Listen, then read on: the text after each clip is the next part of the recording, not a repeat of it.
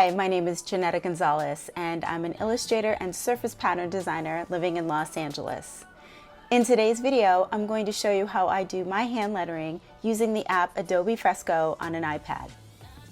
When I start a lettering piece, I like to plan out the composition and make guidelines so I can draw out the words and lay them out and balance them out the way I want them to look. I'd like them to be centered, and I like to use the ruler tool for that. So I can draw a line on the left and the right and then make marks in between and curves, so then I can draw the words on top of the curves. Now I can also duplicate these curves and actually invert them to make all different types of curved areas that I can put my words into. So I'll take that same curve and I will use it for spacers, and I'll also invert it and duplicate it so I can curve it upward or downward. Here I'll just continue to make more of the lines, invert them, and add spacers. And then I can also use the ruler tool and draw a straight line at the very end, since the word goes straight across. Now I can drop the opacity on all of the layers, and I can start sketching on top. Now I like to start sketching from the center line, so the first two words fall to the left and the right of the center of the page.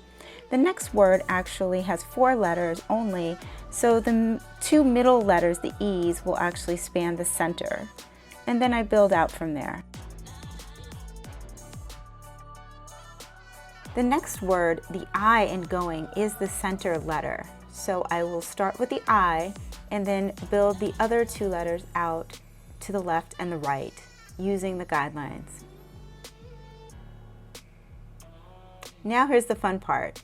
I can start adding in all the flourishes and embellishments and all the decorative elements that I want, and I sketch them in how I think it lays out best and balances best in the composition.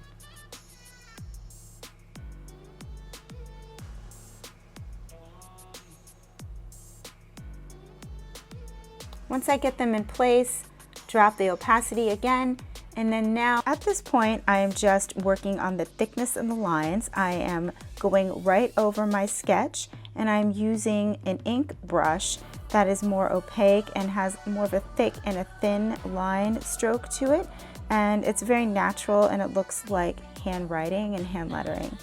And I'm going to go ahead and just thicken up these lines and draw right over my sketch.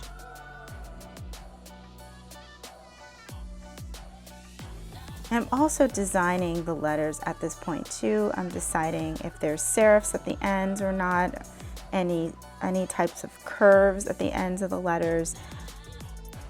At this point I can start adding in the thickness to the embellishments, filling it in more, and I can start playing with color now. I want a color that pops off the background. I want to try a few things out, see what works best, what color scheme really looks nice, and this is where I have fun with color.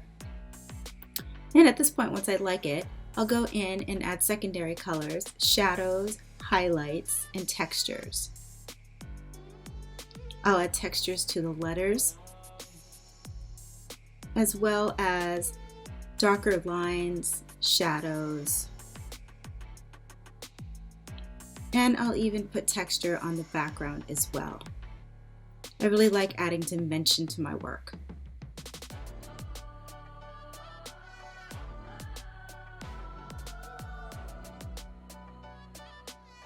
And there you go. Here's the final piece.